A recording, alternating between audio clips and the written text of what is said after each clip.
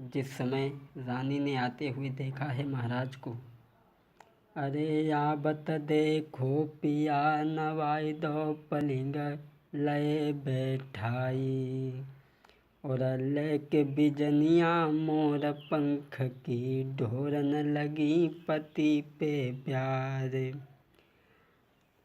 अरे हाथ जोड़ी के पूछन लागी परम सनेई पिया हमारे, बनिठन के कित को अजु जाय रे प्रीतम मोई दियो समझाई।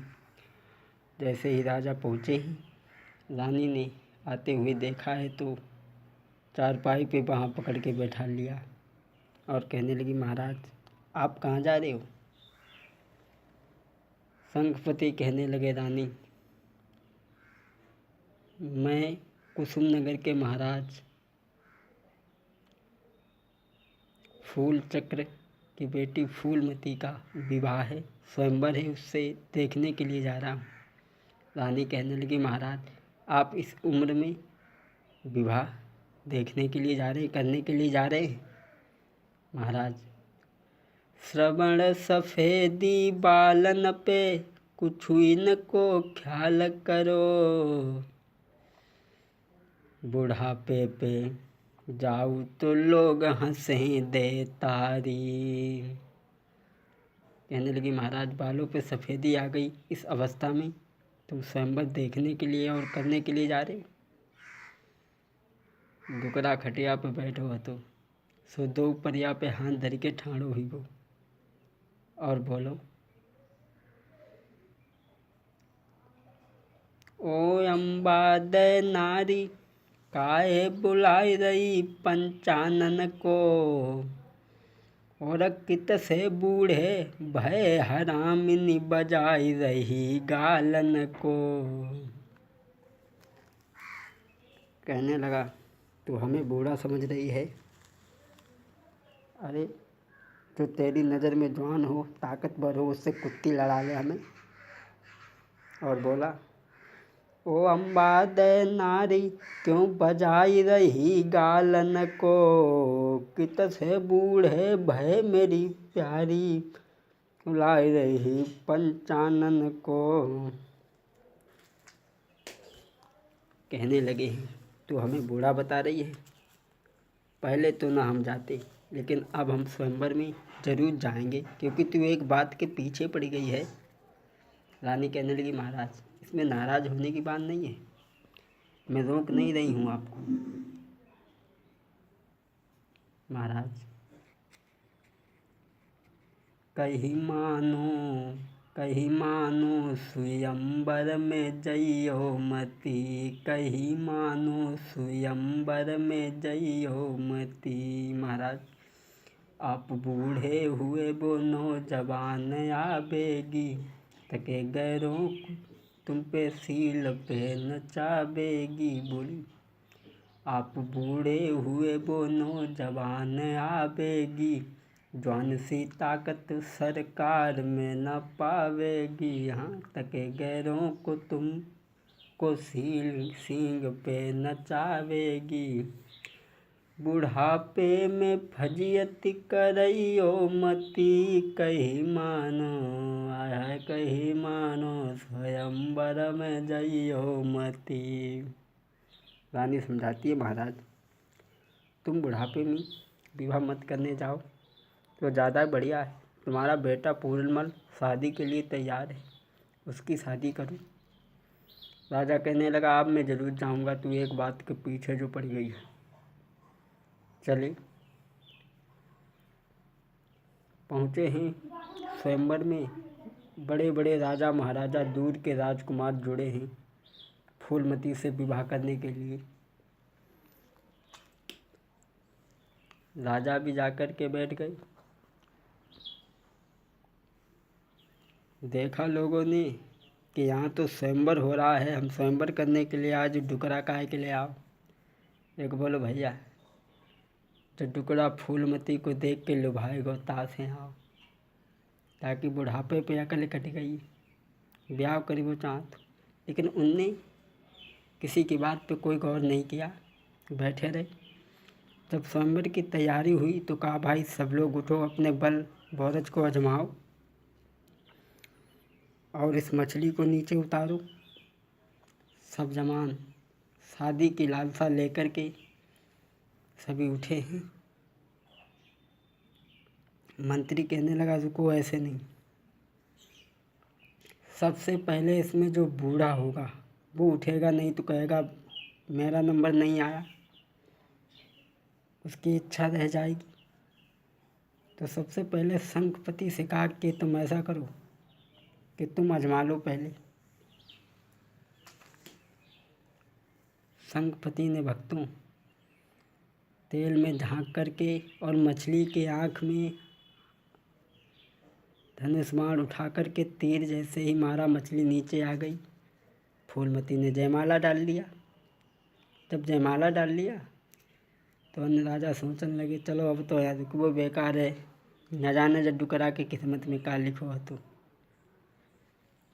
और कहने लगे कि केवल इसमें ही तो जीत गया है, ये युद्ध में नहीं जीतेगा, युद्ध में हरा कर कैसे ले लो। बोले नहीं, विद्वान लोग कहने लगे ऐसा नहीं, समाज के हिसाब से विवाह हुआ है। सभी राजा तो अपनी बातें जो कुछ थी वो कहते रहे। और इधर सहेलियां कहने लगी हैं, फूलमती की बहन तुम्हारा तो भाग्य बिल्कुल फूटी को, अब जाए ज़िंदगी भल्लपति बनाए बनाए के खवाइए।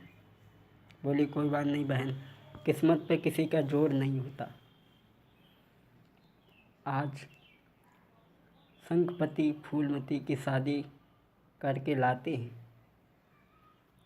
और जब पहले वाली रानी ने जब ये सुना कि हमारे महाराज माने नहीं, सौत को लेकर के आए, तो बांदी से कहा, बांदी तू जा हमारी बहन को लिवाला। बांदी चली है और बांदी ने छोटी रानी से जाकर के कहा, चलो तुम्हें बड़ी महारानी ने बुलाया है। फूलमती ने सुना कि मेरे महाराज की सौत पहले से ही मौजूद है, तो मैं उस घर में नहीं जाऊंगी, और कहा कि मेरे महाराज को बुला दे। राजा आए, कहने लगे क्या बात है। कहने लगी, महाराज मुझे केवल एक बात बता दो, जब एक तुम्हारे थी रानी तो हमें व्यर्थ क्यों लाए हो, बभोग करन को काफ़ी थी, बभोग करन को काफ़ी थी, मुझ का भार झोंकी वे लाए हो। मेरा एक कहना मानो, डोले को वापस लौटा दो मेरे जाने से। कहने लगी, मेरा डोला वापस लौटा दीजिए, मैं सौत के साथ इस आंगन में नहीं रहूँगी।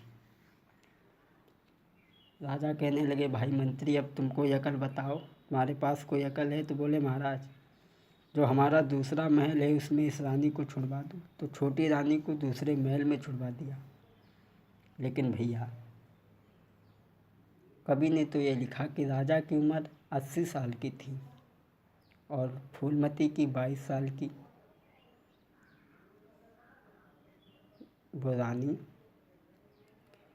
अरे रानी की चढ़ती उम्र गुइया इश्क की दीवानी, बिरह की मारी जावे रे नाई, चैन हृदय में पावे। एक दिन बैठी बैठी सोच रही है, बुरो होई मैया बबुला को, और बूढ़े संग दई भमरिया डाली, मन में सोच रही, मन सोच रही वो नारी है, जा से जापत से मेरी ख्वारी है, मन जासे होई न और गुजारो है। सोच रही है कि मेरी तो इस पति से ख्वारी है, और जिस दिन से शादी होकर के महाराज लाए महल में छोड़ा, उस दिन से कोई बात भी नहीं पूछ पाई तुम भूखी हो या प्यासी हो। भक्तों धीरे धीरे समय गुजरने लगा।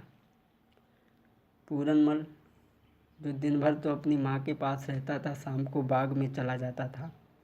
रानी इधर एक दिन अटा पठाड़ी है और इधर पूरनमल। अरे हुई घोड़ा की आशा बार पूरन मल बगिया को रह जाई। अरे हुई घोड़ा पे असबार बेटा बगिया को रह जाई। अरे ये कुतो लड़का है राजा को दूजे रूप दो करतार।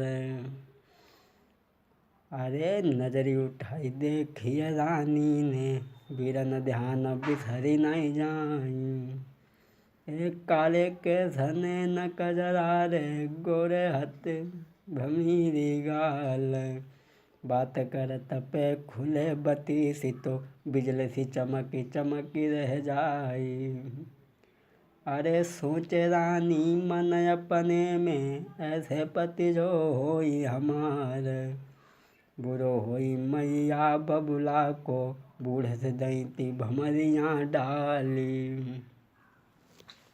इधर भक्त पूरनमल जब घोड़ा पे सवार होकर के चला है और इधर रानी ने जब देखा है एटा पे ठाड़े होकर के, जब तक बांदी पास में आ जाती है और कहने लगी बहन बांदी मुझे ये बात बता, इस सामने जो राजकुमार जा रहा है घोड़ा पे सवार हुई। अरे बहना लखीले पिछवाड़ी, अरे बहना लखीले पिछवाड़ी, जाय रो नर घोड़ा की सवारी। कहने लगी बहन ये कौन लड़का जा रहा है? तो बांदी कहने लगी ये तुम्हारे सौत का लड़का है और इसने जब से अपना होश संभाला है तब से घर में रात के समय कभी नहीं रुकता है। तो फूलमती कहने लगी बहन तू हमें कितना मानती है? बोली जे भी कोई बात कहने की है। बोली बहन तू मेरा एक काम कर दे। बोली क्या? बुलाइला बांदी पूरन को या हम जाने या तू जाने। बुलाइला बांदी पूरन को ये हम जाने या तू जाने। खबरी ना होई मेरे प्रियतम को ये हम जाने या तू जाने। बुलाइला। कहने लगी बहन तू एक बार इस राजकुमार को मेरे सामने बुला कर के ले आ दे। बांदी कहने लगी रानी तुम्हारी बुद्धि खराब है। अरे तुम्हारी सौत का लड़का है और सौत के लड़के में अपने लड़के में कोई अंतर नहीं होता। कहने लगी बहन जाके बिजली सी चमकत दांत रे के चैन। अरी पड़े ना बिन किए जा संग भोग बिलास बहना। चैनौआ रे पड़े ना मेरी बहनी बुलाई के लइए तू एक बार। और तो हम धन दौलती तो को दी हैं अरी अपार। बोली से बुला के ले आ मुझे चैन नहीं पड़ रहा है। तो बांदी कहने लगी रानी तुम होश में तो हो? क्या कह रही हो? अभी तुम जवान हो कुछ सोच नहीं रही हो।